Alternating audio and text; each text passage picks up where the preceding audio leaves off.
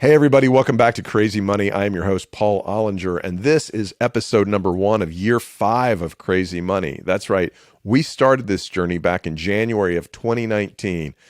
2019. Do you remember how innocent we were? We didn't even know how innocent we were. We didn't know what the world had in store for us, but here we are. We survived. And over those last 4 years, we've produced 167 episodes of Crazy Money to explore the connection between money, happiness, work, and meaning through conversations with incredible human beings like LL Cool J, Judd Apatow, Moby, Apollo Ono, and Nobel Prize winner Sir Angus Deaton, but most importantly with my father, my late father, the great Billy Ollinger. This year, we're starting off with my friend, the beautiful, the talented, the hilarious Katherine Blanford. Katherine is an Atlanta-based comedian who's moving to Los Angeles as we speak because her career has taken off. She's had one of these inflection moments in her creative career, and I wanted to talk to her to see what life is like when she's gone from anonymous to pretty well-known comedian in the comedy business. A year ago, as you'll hear her describe, Katherine was a nanny, working as a nanny during the day here in Atlanta and doing comedy at night. In the past year, some of her videos went viral and caught the attention of the people who produced The Tonight Show with Jimmy Fallon. And she made her network television debut last summer. And since then, she's been headlining all across the country, and she's opening for David Spade. So her career has really taken it to the next level. And I wanted to get inside her head. I wanted to understand like how she's thinking about this opportunity. Is she conscious about how special this is? How has the way she sees the world changed based on the world paying attention to her for good or for bad? How does it feel to have a little change in her pocket going jing-a-ling-a-ling? Yeah, that was a Georgia Satellites reference. You're welcome. Anyway, Katherine's great. You'll love her. And I think you'll enjoy this conversation because it's a very unique time in her life. And I can't wait to check back in with her in a few years after her career has gone to an even higher level. Ladies and gentlemen, this is Katherine Blanford. How you doing? Just peachy. How are you? I'm lovely. What a treat to have Katherine Blanford in my basement on her own volition. This is purely consensual. I know. And honestly, these are one of these basements where you're like, I could live here and you would never know. We rarely come down here. Yeah. I could live down here. I could be fine. I would thrive down here. There's so many books and movies. The 1975 World Book Encyclopedia. Do you know what an encyclopedia is? Yeah, it's one of those books that you put on your coffee table to hold a candle on top of. Correct. Yes, that's exactly what an encyclopedia is. Yeah. This is beautiful. This is. Will you stay on mic for me, please? Sorry. This is. What do you mean stay on You're mic? like I'm sorry. You're looking around. Okay, look around. Be expressive. Okay, so looking around here. You're taking acting lessons. What's your motivation right now? My motivation, living in one of these places would make me excited. I would want the zombie apocalypse to happen so that I had an excuse to stay inside my lovely home for the rest of my life. Well, that was pandemic. Yeah, I bet pandemic was wonderful for you. We were very happy to have things like a home gym during pandemic. A home gym and a home pool. Home pool, which I don't think we got in more than 3 times during pandemic. Why? Because kids just at a certain point, we used it all the time when the kids were 3 to 7 years old. Yeah. And they don't care. They don't want to go swimming. They do other stuff. Yeah, I guess it's like a bathtub. It's a nice water feature. It's very pretty to look at, and the sound of the little waterfall in the hot tub is. You go. We pay nice. thousands of dollars to have our guests graze by this when they come by. Yes. Yeah. Correct. Yeah. I mean, I get it, and I'm at that point in my life where I'm trying not to be tacky and comment about people's beautiful homes, but I'm just not there yet. In my head, I go, not to do this, Katherine, but I go, no, not there yet. I'm too immature.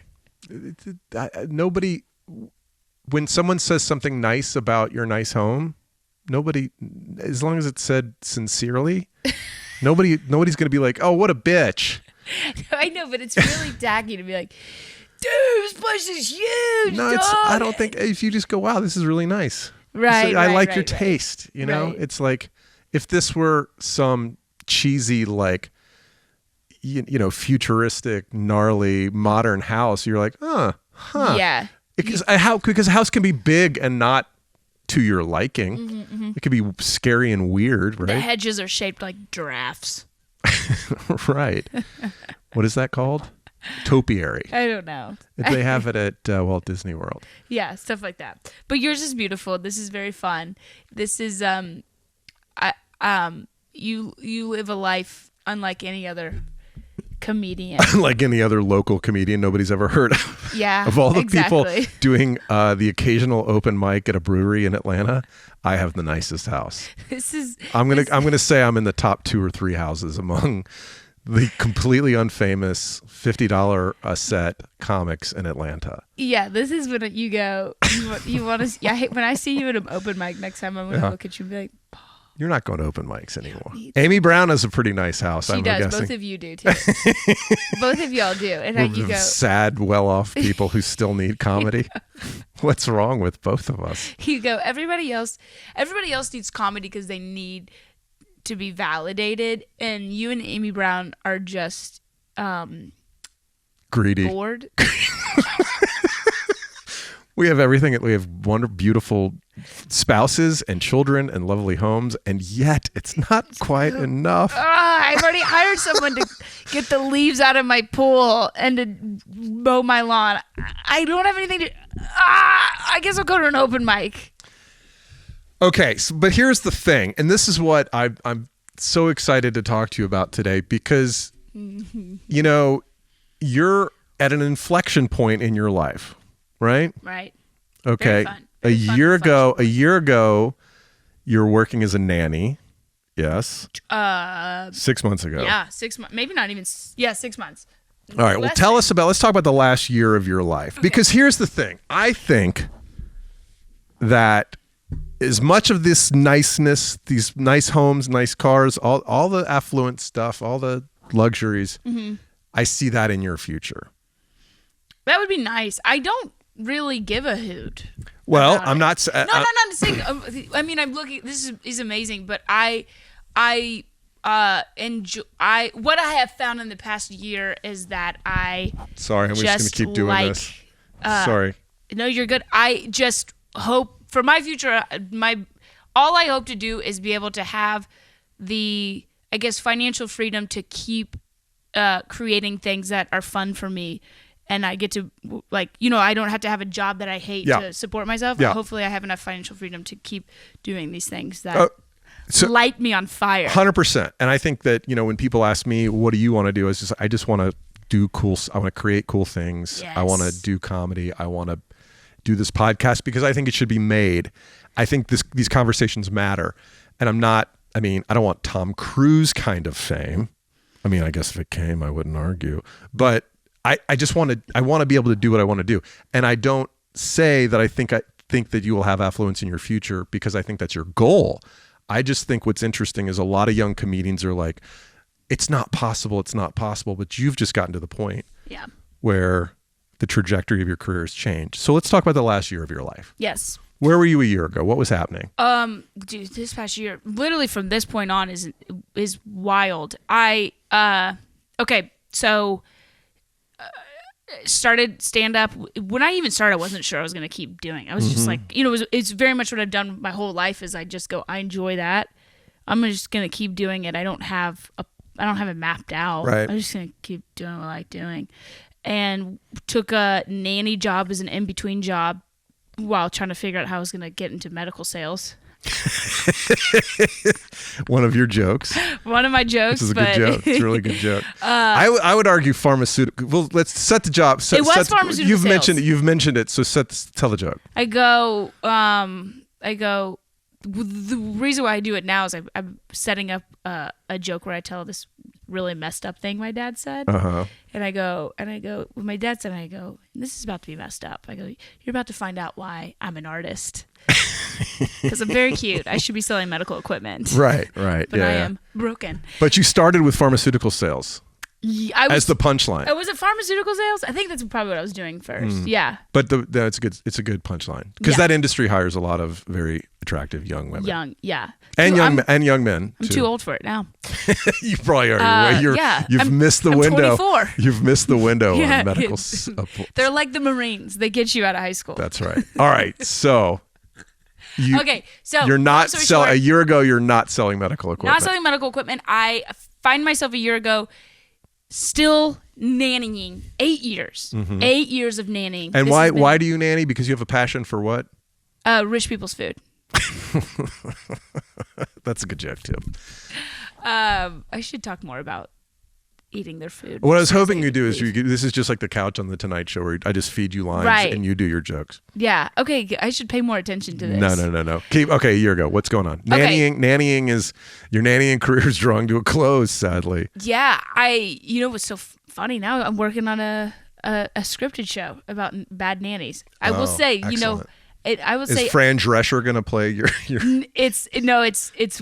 It's less. It's the opposite of a love story. Oh. It's a woman who is nannying and is repulsed by anything maternal. So is that a feature or a series? Series. Cool. Okay. Long story short, How long have you been doing comedy at this point? A year ago? 5 years? I mean, maybe 6. It's like 6.5. Yeah. Okay. I don't have any plan. I'm just trudging along. I'm just doing my best, making everything work. I put some clips online. Just, whatever. I get a DM from a guy out in LA, Kyle. Can't say his last name. There's 1,000 vowels in it with it, and then a couple Z's. Right. And asked me to come out to LA to film a Don't Tell set. I'd seen some people do some Don't Tell things, and I was like, sure. Don't Tell Comedy Don't is Tell Comedy, this right. series that has an online following, and people don't know where the shows are going to be, and then they show up, and then they film them, and... Yeah, well, it had been a thing where they branched out, they franchised, if you will, to different cities, right? And the kind of local scene of Don't Tell Comedy is just... You belong to an email list. They say there's a show on Friday. Right. You don't know the lineup. You don't know the location. That's right. Day of, I did blah, one blah, blah. last week, and it was in a hairstyling salon. Yeah, they're very. It's a cool concept. It was fun. Yeah. I bombed, but it was fun. Yeah, that's actually the point of it too. They say don't tell the comics how bad they do. I left right after my set, so I didn't have to. You have that thing where you're like, oh, I'm going to stick around and hand out cards and meet people, and then you bomb, and you're like, I'm leaving. That's exactly what we said. Dude, I was at the Skull this past weekend, and so when how the Laughing Skull lets out, there's 2 doors that open out to Midtown, right? They right just on let out to to Street, the sidewalk, and I was hanging out there with another comic, Shanik Kendi, and I go, Shanik, this is how you can tell a comic thinks their set went well, right? Because they go out afterwards. They go out just to meet all the people leaving to get their praises. Yeah. And I go, if that's comic, like 90% of your comp. I mean, oh, for sure, yeah, exactly. Is sharing your Instagram handle. Please follow me. Yeah. Please follow me. The people go, hey, it was a really good set, and you go @it's Katherine Blanford, and they go, huh? And you go, oh, do you have an Instagram? Right. I go, man, we just want to leave. I know. I had a great set at a country club on Saturday. Great, killer. And, following Sally Brooks and Zayn Sharif, who murdered as well. Handed out 30 cards. I got 2 Instagram followers. Oh, they go. Dude, it's like the flyer thing has to go. There's no way the flyer thing still works. It doesn't work. I mean, you might as well be telling people, putting a sign on the side of the highway that says free moving. Right. So the algorithm, we're all slaves and bitches to the algorithm, and the algorithm worked for you. Watch the segue back to Don't Tell Comedy. Sorry. So I get a DM. The company that started Don't Tell has now started filming sets in LA, very specific shows, right? It's not just any Don't Tell show. It's a very huge, high production. They have like 5 cameras there. They got I used to say they had the camera that would slide. Yeah. The dolly camera. The sliding one. That's when you know shit's real. Wow. Dolly camera. Look at you. Been in LA for a month and you're like dolly throwing dolly out there. Shit, the dolly's here. Let me put more makeup on. Absolutely. We're doing 4K. So can you cuss on here? Sure. Okay, if we're talking money, I'm not. I will spend money, but I have learned that if it doesn't make sense, but if it is money that is an uncomfortable amount that you put into something that like you can grow from, Mm-hmm. to me it makes sense no matter what. Right. So I'm a nanny. I'm part-time nannying at this point. Mm-hmm. The show's in 2 weeks. I look at my ticket to LA. It is a $900 ticket. Mm-hmm. I'm not $900 plane ticket status at this moment. Right. This is not Spirit Airlines. This ain't Spirit. No, Yeah. but like I just was like, I'm gonna go. Yeah. Whatever. You It know, was like time. Did you know it was time? no, I didn't. I had no expectations what this was gonna turn into for me. Okay. So I So spend the money. I go. I film the set. I think not much of it. It was a fun set. I don't think much of it. And then I'm just again still living my life. I'm in a comedy festival. They put out my first little clip. They released my set. I was pissed. The clip that they put out was a bit that I didn't even mean to end up going into. I'd flubbed a word and I was like, sorry, I'm from Kentucky, my parents are cousins, and I got this big laugh and I was like, oh, I gotta do my parents are cousins bit. Right. I didn't even I went through it really fast because I thought that bit is hacky and I didn't even end up liking it. That's the first clip they put out of me is my parents are cousins on a Friday at 5:30 p.m.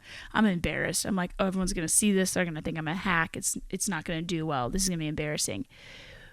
Boom. It blows up. Right. Just I can't explain it. Mm-hmm. I was not expecting it. They put out a couple different more clips of me and they just exploded. Yeah. And then it just kind of took off from What there. does exploded mean? Went viral.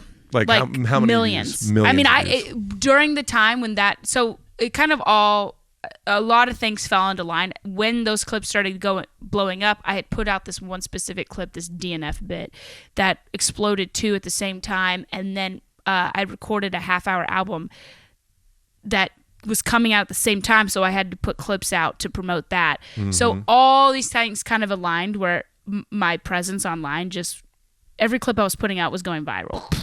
Right. And so started getting calls from managers. Mm-hmm. I was told I was on the short list for JFL, so I was kind of holding off. Just for Laughs Comedy Festival Correct. in Montreal. Yes, Big deal for the up and coming comedian. Right, and I was under the unrepped list. Right. So I was interviewing So with different don't managers. get a manager yet. Right, exactly. But this is I'll tell you this is a lesson in learning that rejection is not always. Rejection can be the best path for you. This is the first time in your life you've been rejected. Absolutely. From men, not from colleges. Not from colleges or the profession. Correct. All right, go. I was holding off, got the call. I just missed getting JFL. Mm-hmm. Did not get JFL, was disappointed. Called my favorite manager, said, let's go. Let's sign together. Mm-hmm. 2 weeks later, my manager called, or a couple weeks later, and said, I'm at Fallon. They just had a dropout for a musical guest. There's a spot open for a comedian. I pitched you. He wants to see you. Submit your transcript. That was the week that JFL was happening. Right. So if I had gotten JFL, Right. I would not have signed with the manager. I wouldn't have gotten Fallon. Wow. So thank God I got rejected. Right. I mean, that was the other thing that skyrocketed my career. I was just hoping that once in your life you would feel the terrible sting that the rest of us know. We're talking about blonde privilege with Katherine Blanford. I know. She that's gets what it is. rejected and everything works out peachy for her. I worked my ass off. I know you did. Okay, so you get Fallon. I get Fallon. And that's what, July? August 3rd. I taped August 3rd. Okay. Did it air that same day or? Yeah, that night. Okay. That night. I taped at 3:30 p.m. and it came out, I think, what is the show at 11 p.m. that night? I'm in bed. Insane I'm people watch it. I'm either out doing comedy or I'm asleep at You're that time. not even out that late. You're doing an 8 p.m. show, I know. Paul. Well, that's what I'm. Well, the Skull has a 10:30 show on Saturdays. Okay, right. Yeah. Which is over at 11:30 p.m. Pretty much, That's okay. yeah. That's right. On a Saturday. People, hey, do you want to do the 1 a.m. show? And I'm like, no, No. I don't want to do the 1 a.m. By the show. way, everyone at that 1 a.m. show, comic too. Yeah. They're regretting being there. Right. They're going, whoa, we shouldn't have done this. Yeah. It's late. It would take, really tired. first of all, I would have to drink a gallon of coffee Yes. that afternoon. And secondly, it would take me a week to recover after that. Oh, yeah. Although I did go during Laughing Skull Fest last year. I was proud of myself. I stayed up till 2. I stayed at the party till about 2. You weren't That at a was good. show. You were at the party. It was at the after party. Okay, so you were just living life. Well, I'd had a show. I think I was on like a 10:30 show, so Yeah. it wasn't that hard to like slide into the party afterwards. But you were mingling. You were chatting. I was mingling. I was chatting. I was Yeah. stimulated by the presence of other funny people. Right. But I get it. Yeah. I don't. Well, I do stay up late now, but All right, so you do the Tonight Show. I do the Tonight Show. Then I just start touring. After that, and Yeah. I'm figuring it out. I Yeah. just immediately started booking like a lot of one-nighters at places, and went out to LA, started talking to agents, eventually signed with agency. Mm-hmm. And so, I mean, I would probably say by the time September hit, I was no longer a nanny. My last day of nannying was August 17th. I turned 31 August 19th in Florida on my first headlining set. What club on was my that? tour. Oh, you know, the big the Box Theater in Boca Raton. Oh, Boca Raton. yeah.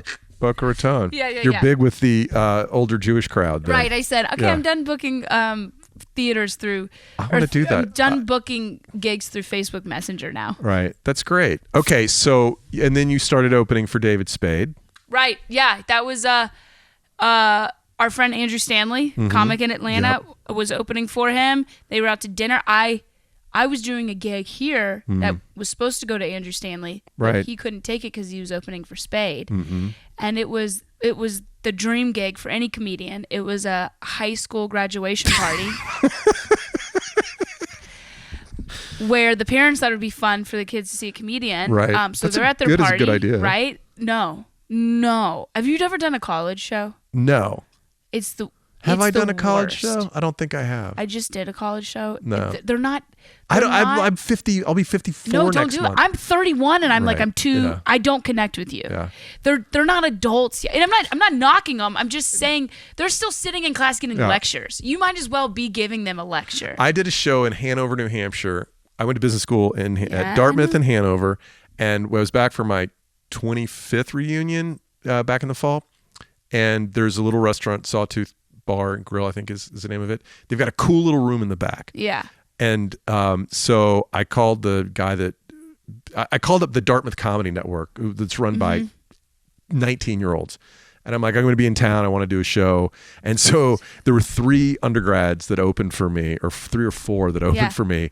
And the crowd was 50% my classmates and 50% undergrads. And it was like, and so it's basically like a undergrads Big Brother, and Little their Brother parents. program. No, mom and dad and their kids. Right. So, I mean, my kids are 12 and 13.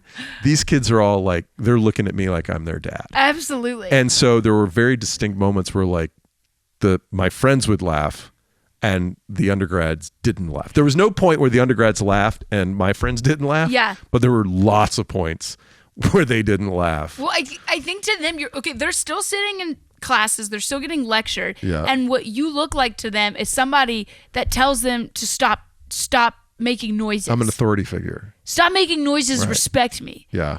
Be quiet, respect. So they're Tall, just like, bald, white man. yeah, they're just programmed to be Right. like, zip it up. Yeah. They're just gonna tell my mom and dad. Okay, so you're so the high school gig for Andrew Right. Stanley. I'm doing a high school gig. The kids are having fun. Their parents tell them to stop having fun and sit in the lawn and listen to this comedian lecture Right. them. So I do that. I'm counting down the minutes while I'm standing up there for 15 minutes of silence. I get my money. I text Andrew Stanley. I'm like, you missed the gig of a lifetime. He texts me back with a picture of him on stage of a theater, Right. Performing on a In front of, jumbotron. right, 2,000 people. He's like, I think I made a good decision. He goes, oh, by the way, we were at dinner and Spade shows me his phone and goes, do you know who this is? And it's one of your clips. And he goes, oh, it's my friend Katherine. He goes, cool. A couple weeks later, Spade has a show in Jacksonville. He asks Andrew to do it. Andrew can't do it because he has his engagement party. So he goes, you remember you said you had that friend. Right. Could you ask her to do it? I could do it. Boom. Be nice to Andrew Stanley Yeah. is the whole theme of this program. You never know. Yeah. Yeah. So yeah. And Spade is a gentleman. He's a wonderful human being to be with. The funniest, like walking down the street funny. Do you know what I mean? Oh, like, for sure. Just like he's so on all the time, but effortlessly. Yeah. And he's just, the way his brain works is so funny. He actually is he's down to earth in the fact that he knows when he's like, he knows he's a little spoiled, right, and he makes comments about it. The 60-year-old man-child. Right, exactly. For sure. Yeah. But is also still like in that way still very down to earth and very generous and very, anybody who comes up to him and asks for a picture, he says yes. Yeah. He's awesome. Spade is, I read his memoir. I can't remember what the title of it, but I laughed out loud 100 times reading that memoir. He's that guy where you're like, oh, that's who he is. Yes, to the core. And there's other comics you meet and you're like, oh, this person's an act. It's all an act. Yeah, no, very much. I mean, sometimes you hang out with him all day and then you watch him on stage and it does feel like he's still talking like he did at the dinner table. Right. And when I say the dinner table, I mean Chili's. We go to Chili's or Outback. You, Bobby Miyamoto, and you know Bobby. I've worked with Bobby 17 years ago. Yes, yeah. God, that is he's a specimen to be studied. Yeah. By the aliens when they come back. Bobby is. I would be like top 3 humans. Put Bobby in there. Why is that? His fixation on such minute things that he will fixate on for days and bring up. Yeah. I mean, you could be like, Bobby, my whole family just died in a plane crash, and he'd be like, they were on their way to the Lululemon store. And then their plane crash, and he would be like, "What were they gonna get at Lululemon?" You know what I mean? Like he's like gets so fixated on like he had a Lululemon craze for 4 weeks. Sure.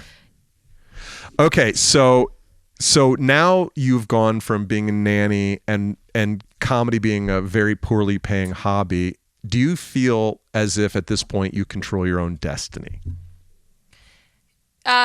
Yes and no. I do think that... Are you more in control of what happens to you than you were a year ago? Yes, but being that I know right now I understand I'm in a very sweet spot where how the industry goes is there's people you're excited. You've been a spark that has been lit. And they're paying attention to you. You have heat. You have heat, correct. Take advantage of the heat and work your ass off. Right. Like, you can't just sit there and ride the wave. I think you have to keep making things happen for yourself for them to stay interested in you. And also know that your flame could go out at any time. whether it's your own fault or somebody else's. Yeah. Right. Yeah. But you got to stop using the N-word in your act. They're going to hear it soon enough, Katherine. Well, it's, positioning yourself in your way that they're not surprised that you say the N-word. Right, that's right. That's right. You could get away with it. You're just like... Right, I guess. I'm just kidding you. So how do you think about things? Like, what are your days like? What are your weeks like? How are you thinking about, like, okay, this is how I'm going to make it happen? I'm always working from when I wake up, but I love it though. It really excites me. Well, what does that mean when you wake up, you're working? What does that mean? Like this morning I woke up and I edited 3 clips. I edited a podcast clip to put online. I edited a YouTube thing, and I edited a show promotion to promote these 3 shows I have next week. I go and I write for an hour because I want a new hour to film, to be able to put out new clips to build my audience so I could sell more tickets at more shows. You're supposed to write new material? You're supposed to write new material. Yeah, that's the thing. That's what you learn in year 12. That's about where I am, and I did it like 54 minutes on Saturday night, and I'm like, if I ever did catch fire... Yeah. I would have to do that all over again. Yeah. And that took me 10 years to write. That was the new beast that was giving me panic attacks for a little bit. Because I, like, all my stuff, like, I put it out, right? And then it all kind of blew up, and they're like, oh, now you're going to tour. What else you got? And the people that are buying tickets to go see you across the country are buying tickets to see you because they saw you online. Right. They've seen your stuff. Yeah. Oh, man. And so it's not just, anybody going to see a Don't Tell, they don't know who you are. Right, yeah. They know who you are. Yeah. So they want new stuff. So that was a learning curve. But it's like, okay, you've been tasked with the challenge. Time to learn. Time to level up. Right. So now that people are noticing you, what's the rudest thing somebody has said to or about you online? Oh, lately somebody said, this was my favorite. They said, it's unfortunate that you are attractive. Are you ready for this? Because people will just stay and listen to you no matter how unfunny you are, and they won't let you know how unfunny you are because you're attractive. So you'll never be told. Yeah. Where in what venue was that? That was a man on Facebook with a profile of I believe a Hot Wheels wheel. So there you go. He is the expert. Sure. He is Mr. Hollywood. Yeah. Yeah. What is it? What else? What other? Is that the main bucket that people are bashing you with? No, I think I don't. It doesn't. None of it really bothers me. I mean, the insane stuff is like the social media, like people, especially on like TikTok and YouTube, are just like, women aren't funny. It's like they don't even have the sound on their app. They just see a woman with a microphone. They're like, I have one video that's close to 1 million views. Yeah. Right. By far and it's funny to watch. You learn a lot by reading people's comments about who you don't want to be. Yes. And they're like, this is so unfunny. It's like, really? Because 50,000 people have liked it. So, I mean, it might be kind of funny. Yeah. I come to the conclusion that half the people are drunk and 99% of them are stupid. They're just so dumb that you want to go, because then you go look at their profile and you go, oh, thank God you don't like me. Yeah. If you liked me, that sucks. So who do you want to be your fan? What's the what, like when you see people at the show, who are you happy to see?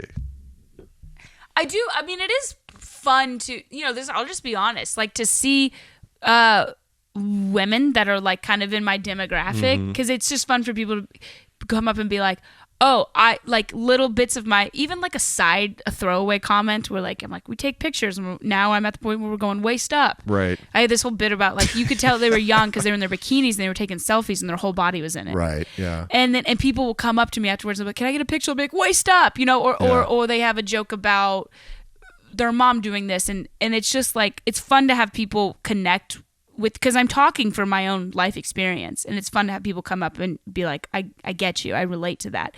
And then a lot of lesbians. Really? Love it. I just love the lesbians. I think for me, it's like, I feel like a mom trying to connect with her kids, and when the lesbians are telling me like, we still enjoy you, we accept you. I'm not a lesbian yet, but it is cool to be like, yes, the cool kids like me. Right. So you think lesbians are cooler than straight women? Very much. Yeah, dude. When lesbians accept me, I feel transcended. Because why? Maybe because the way I look and what maybe people have labeled me is like, just a white straight girl that was in a sorority, and I go, no. What sorority were you in? Chi Till I Die. Chi. Right, at Kentucky? No, South Carolina. South Carolina. I had to get out of Kentucky, so I had to level up. You had to level up in Columbia, South Carolina. Right, there you go.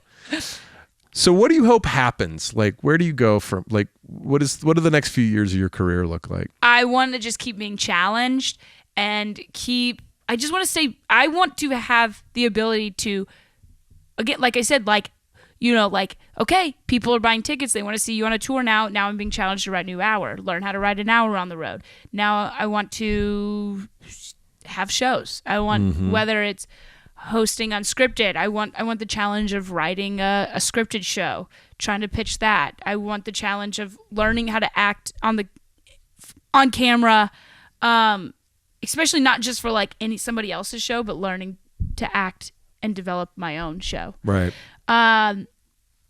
Just like growing and being and doing the projects that I feel sparked to do. Right. So not too terribly long before you got the Tonight Show, you and I were sitting in the green room at the Laughing Skull, and you were saying, you felt like you needed to move to either New York or LA, but you didn't have the money to move to New York or LA, which would be what, a few $1,000s? To move in, yeah, that's what you have to pay. Right, first and last month's That's rent. what you have to pay to leave your car parked there to unload your stuff. Right, that's about it. That's right. It's $2,000 an hour. So how does it feel to have money in your pocket? It is. It's just less stress. It's not so much exciting, but it feels like it's freedom. That's the best way to describe it. Because why? Because now I can go. I'm going to LA. I'm about to pay rent to go to LA, and I'm still gonna keep stuff here and hopefully get a week of Atlanta time in, and still know I'll have a week to 2 weeks in LA every month, right? And also be on the road, and it's freedom to not be super stressed about doing that, and being like, I guess the opportunities, there are more opportunities that open when you have financial freedom to go after those opportunities as well. Being able to afford to go to also live in LA and try and get up at the store and get seen by all those people, and not have to worry about having a day job where I'm too tired to go out. Yeah. Or to be on the road because you got to pay bills. Correct. Yeah. So you got to go get seen by industry. Yeah. And being able to take gigs and not having to feel like you have to take every little gig that might even, you net profit $16 because you need it that bad. A person I talked to not long ago, I'm not going to mention her name, but very successful in another realm of the entertainment business, said she's holding an event. We're not going to say. And she goes, I'm having this event, and I want a comedian. And I was like, well, what kind of a budget are you working with? And she was like, well, don't comics make like $50 to go up at the store? And I was like, fuck you, first of all. Like they go up the Comedy Store because that's where the industry is, because that's where the other comics are, the best comics in the game. Yeah, that's like going to your living room. Right. And it's so funny. And I've had in other conversations with people like looking for things for events, and they're like, oh, well, we're having a very expensive dinner and we've budgeted $200 for the after dinner entertainment. And you're like, people don't get it. You go, how much did you pay for the catering? Yeah, exactly. And they go, $1,200. Yeah. I don't know how much catering is. Right. But you go, it's $100 a plate, and we got $90 for after dinner entertainment. Right. You go, oh, that person that's gonna do an hour that took them 10 years to write. That's right. You could pay them $90. Yeah. But you spent more on your pork chops. On the pork chops. Yeah, I don't know. I guess they feel like that's more important to their event than paying for good talent. Anyway, that's me venting. Okay, so I want to ask you a question about a future episode I have coming up. What are you going to say? Let it out, Katherine. Okay. Me? No, I don't have anything to say. That's insane that she said $50. It bugs me. Yeah, I was bugged. I was quite bugged. Yeah. Because anybody, and this is a person that teaches financial empowerment, and I'm like, oh, okay. Anyway, so I have a question for you about, since you're the voice of Gen Y, femality. Am I Gen Y? Are you Gen Y? I think you're Gen Y.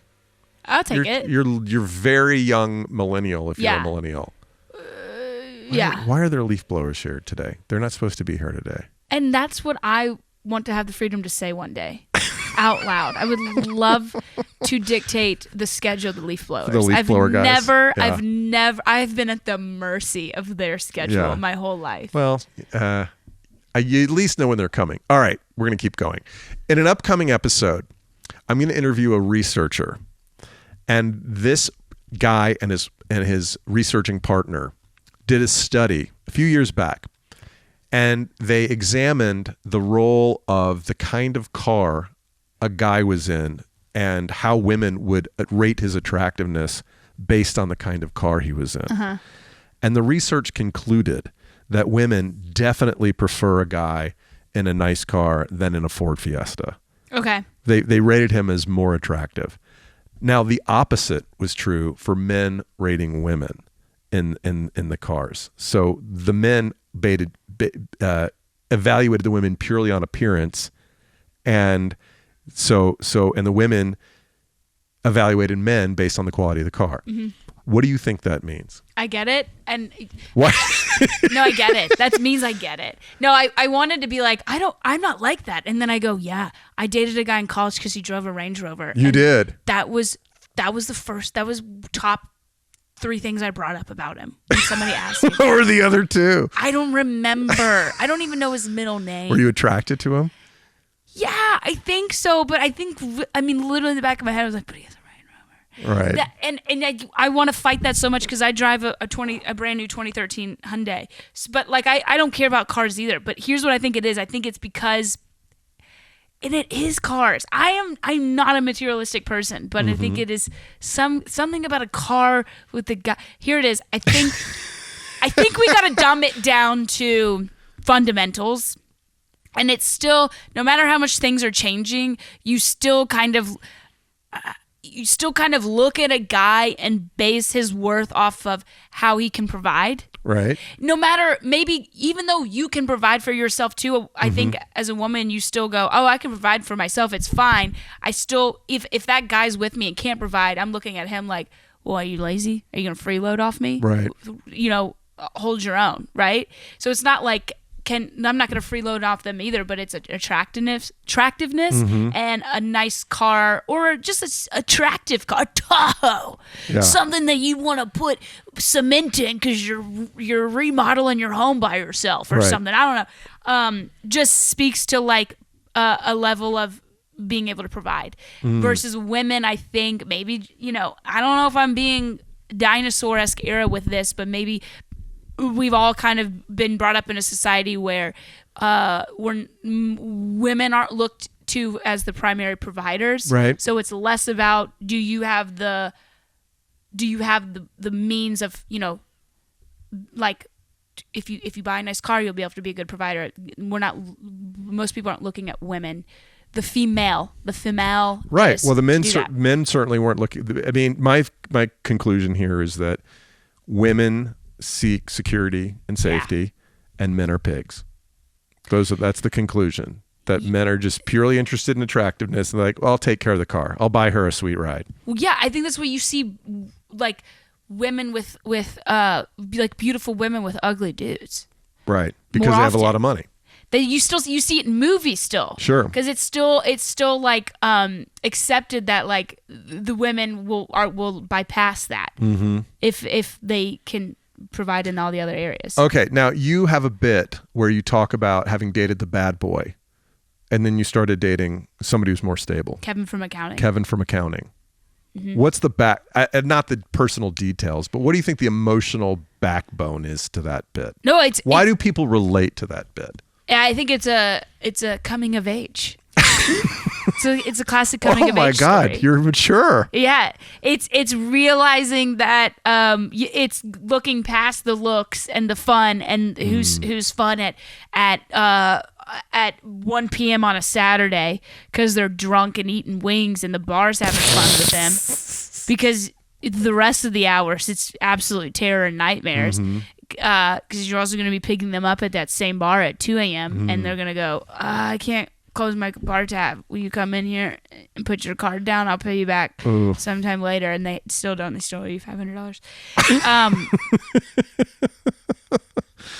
He didn't have a nice car. I'll give you that clip that you can use in whatever way you want. Thank you. Yeah, sure. It'll be a direct DM, which is an electronic love letter. It's learning that you, as you grow older and you appreciate other needs being met, you don't look for the Saturday at noon good time, right? And somebody that's gonna be enjoyable to be around and create a lifestyle for you. Is the emotional connection different? Yeah, but it's like it's like this. It's like when you're drunk in college and you're chasing being the drunken good time, and then you go to rehab and you're sober now, but you enjoy a good book. Yeah. Did you go to rehab? No, I didn't go to rehab, but this is a nice read with this guy. It's a nice beach read. Do you know what I mean? It's a different level of high. Yeah. But it's more you actually appreciate it on a deeper level. But you've before that you were too drunk to ever read. It's a slower burn. So you never Yeah. Is that a metaphor? What is that? I don't read. You use like or as, it's a simile. Right. Or an analogy. Yeah. An analogy is like a simile, I think. Yeah. So how do you think that'll change as you become more and more self-sufficient? I think now it's about, now that I have my own security, I think it's also, I'm learning to appreciate somebody who also appreciates my projects and my ambition and supporting that. Right. So I don't think I necessarily ever looked at that before, because I was just, it was the Maslow's hierarchy of needs. I really just needed a roof, a shelter. Right. And now you're moving up towards self-actualization. Yes. Nice. Yes. All right. So let's play what if. What if you got $1 million in the next 6 months? You signed Let's play when. Let's play when. Okay. let's say you got $1 million or multi-million-dollar contract, holding deal, whatever. Mm-hmm. What happens? Like, how do you start thinking about money? What would you do with that money? What luxuries would you buy yourself? And would there be a safety play? Yeah, I'm investing it into convenience first. Mm-hmm. So I'm going to invest in, maybe buying a home, probably more stable home, like in LA or somewhere closer to wherever I'm living, in a city that's going to get me more access to these people. Right. And then, I guess I'm going to start putting something into whatever those retirement things are. Roths. Yes, I hate the Ross's name of a Roth IRAs. IRA. I just did an online content commercial for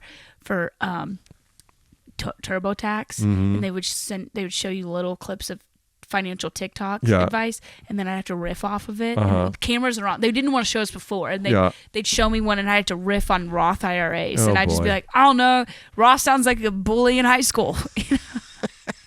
Ross. Yes. Ross's IRAs. Yeah. They sell those at Ross Dress for Less. Right. In that little channel aisle toward the cash registers where they have like all the candy. Face masks. Yeah. Yeah. All the old candles and shit like that. Right. Mm-hmm. And a cracked phone screen. Mm-hmm. I would invest in putting myself in prime locations and prime positions to continue to have the heat. Yeah. And then I would, I guess with the rest, I guess start saving. I am starting to save. Yeah. That's it. I'm not really into I don't know. I don't like any of I just love creating and working. I don't know. I don't really give a shit about cars or fancy homes. So when you move to LA, you're not going to buy a Porsche and absolutely not. Okay. Not yet. Right. I just don't. I know myself, and I break things, and I'm irresponsible enough. I will crash it. Sure, that happens. Yeah. What did you learn about how to manage money from your parents? Don't tell Dad. Don't tell Dad? Don't tell Dad. What does that mean? Oh, that's what your mom would shopping. say. Don't tell Dad. No, they actually scared the shit out of me. I think they gave me anxiety about money because they were always a little stressed about money. Yeah. And what I did learn then was they never bought the flashy things or anything else. And what I learned from them, maybe subconsciously, is to not want for those things, so it doesn't hurt as bad when you don't get it or you don't. Yeah. Ooh, that sounds awfully Catholic. Are you Catholic school, kindergarten, all girls Catholic high school? Right. When people go, oh, elementary school or middle school, and I go, I did grade school. I did kindergarten through 8th grade at my parish school. Right. So did I. Yeah. And then 4 years in high school at the diocesan school. Yes. Yeah. Right. Do you think that informs how you think about money? Here's my joke that rings of trueness. as all good jokes do. Not that this is a great joke. Yeah. But I say, I feel like I deserve to have the money. I don't deserve to spend it. Does that ring true to you? Yeah. Thanks for not laughing. First of all, I want to make sure. I don't. This is a professional. This is what comedians do for other people's bits. We don't laugh at each other's bits. I was watching. When I watch Netflix, I don't laugh. I would never have taken that as a joke. That's not a joke. It's just a cry for help. That was the top of an email getting me to invest in a Citibank account. That's right. That's right. Do you feel guilty when things go your way? I've stopped. No, I stopped. I did, and then I go, hell no. No, I would work 10 hours a day for another family with their 3 kids, and a lot of those days was miserable, not because of them, but I was just doing a job that I just was not fun for me. It was very mundane, and I was pretty miserable most of the days, just serving other people's children. Did they know you were miserable? I think it probably seeped out. It probably seeped out. You're like you're fucking kids. Yeah, they might. If they you're spoiled kids. They turned on the cameras. Again, it wasn't really the kid's fault. It was just somebody who's not maternal being a nanny 10 hours a day for You're kids. not maternal? You don't think you're maternal? Absolutely not. I can't. I'm not. I don't care for other helpless people. They're helpless for a while. Yeah. It's too helpless. Yeah. It's hard to serve helpless people as somebody who is, it's hard to serve helpless people while they're kind of your boss. The kids, you mean? Yeah, it's hard They're to have a 4-year-old stakeholders, boss. Right. What do you mean? Like, so in what way was that person your boss? Because they could get you fired any second. And they literally said it sometimes. Really? Yeah. They don't think they knew. Yeah. But they did. How did that make you feel? Enraged. Enraged, but you legally are not allowed. Interesting. To express that rage. So what advice would you give for parents who hire nannies and or otherwise long-term, medium-term childcare? I would say this. 2 things. One, I just would express to those children as much as possible. Again, and I'm not knocking people. A lot of people that have nannies, I get it. The family I nannied for was phenomenal. The mom I learned so much from. She just was. I hate the word boss, but she was in her industry. She worked her butt off, and she had kids to help her be able to work her job, and the guy, the husband too. She had kids to be able to work her job. She had a nanny to help her work her job. Yeah, you get it. Nobody has kids to help their career. Besides the Kardashian. That's right. Express to those children as much as possible that having a nanny is a luxury, and to be respectful and to appreciate it, and to not take it for granted or speak to them as if they're taken for granted. And then I would also say to the family, I think is just be aware that uncomfortable dynamic for nanny when the parents are in the room is that the nanny can't really be a authoritative figure, and to the kids. Yeah, and I just feel like if you're gonna be away or working, then have the nanny. But if you're gonna be there with the children, then the nanny doesn't need to be there. Does that make sense? Yeah. That was the awkward. Not I'm saying my family does, but I see even in other situations I hear about the in other worlds about moms being there, but I don't know. Does your pitch for a nanny show include a sort of anti-down with the rich element to it that makes it more sellable? Yes, 100%. It does. Yeah, 100%. How do you feel about that? Considering that you're going to be rich someday. You're going to get rich off of a show about taking down the rich. Do you see the irony there? No, just taking down the rich who have children for pets. For pets. They have children that they pawn off into nannies to raise them. Okay. So, and I'm calling our nanny right now. And the rich who have always maybe been rich and do not have a sense about the rest of the world. Right. You get it? I hope so. Now you're making me wonder.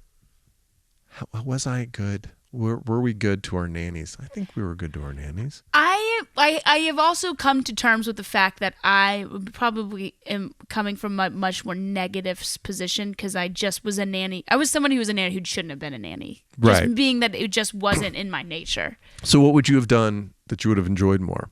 What would have been more in your wheelhouse? And why did you take the job as a nanny? Because it was daily and they were very flexible. The family, I say this with all, because they're family. Do they know you're talking shit about their mom? I'm not talking shit. No, I'm not talking shit about the mom. She's amazing. I love her. I love them. I'm saying this as somebody, it would be like maybe an extrovert in a sales position job, or somebody like it. Just my body physically rejects anything maternal. Right.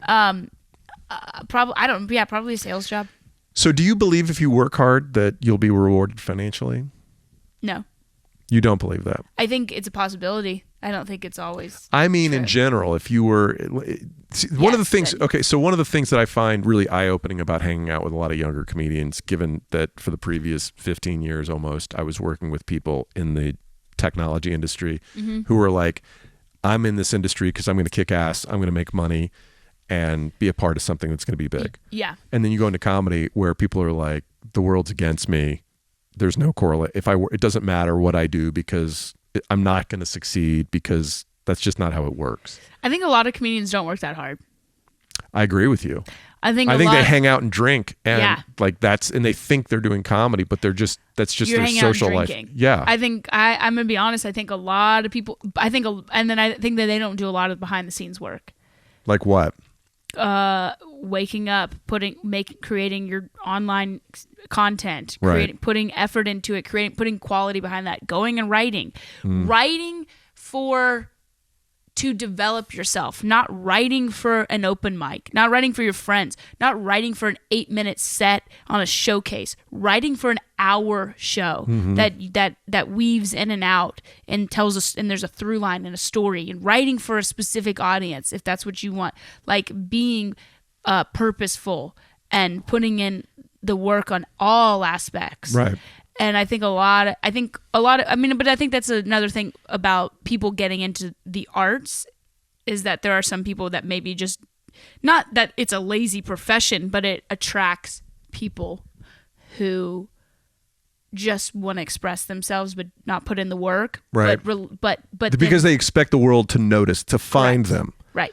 And so if I'm a genius, the world should find me. Right. Because I create such beautiful things. Well, you also had to be a hardworking genius. You had to be.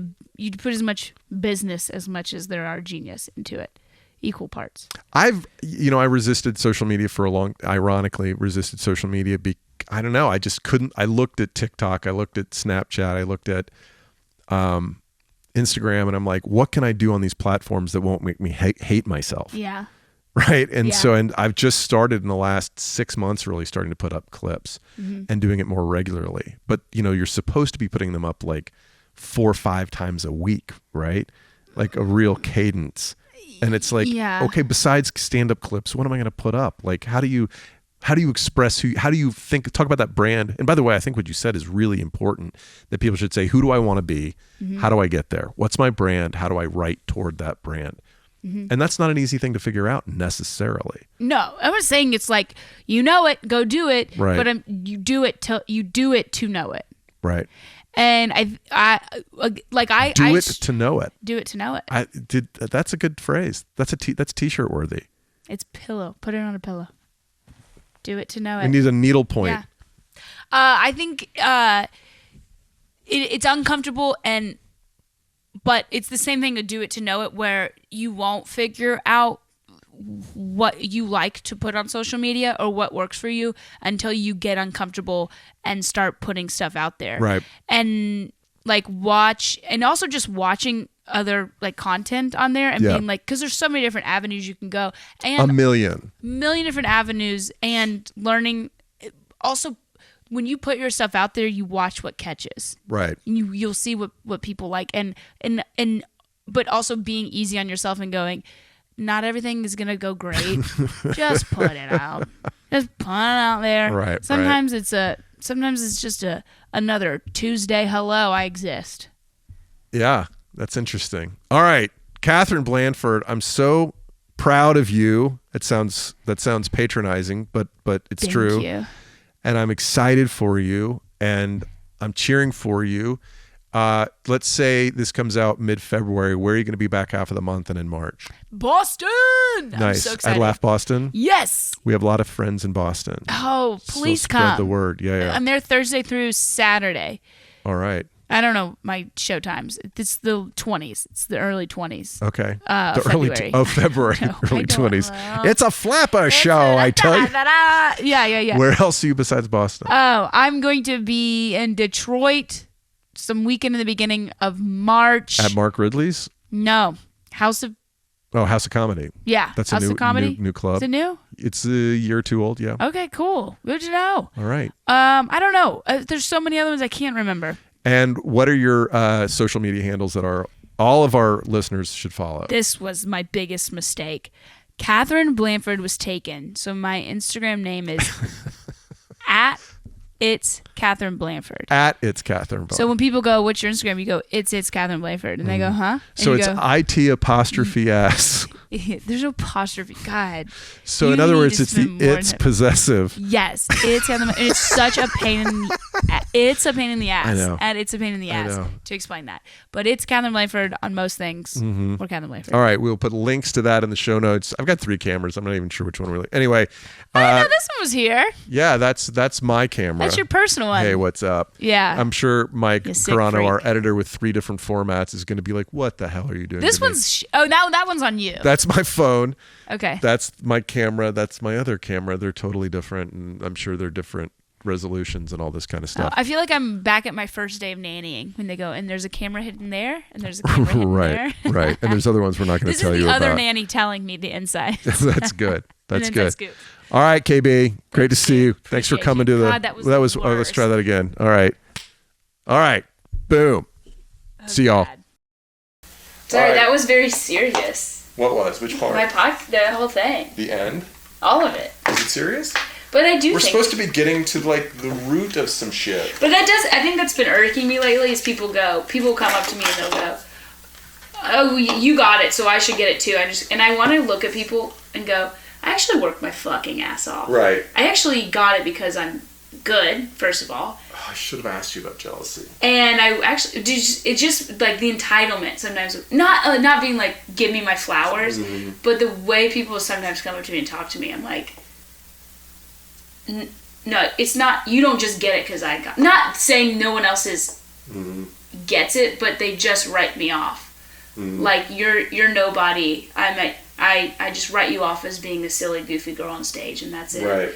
And I go, no, I don't know. It's like, well, you got it because you're just pretty and it was good lighting.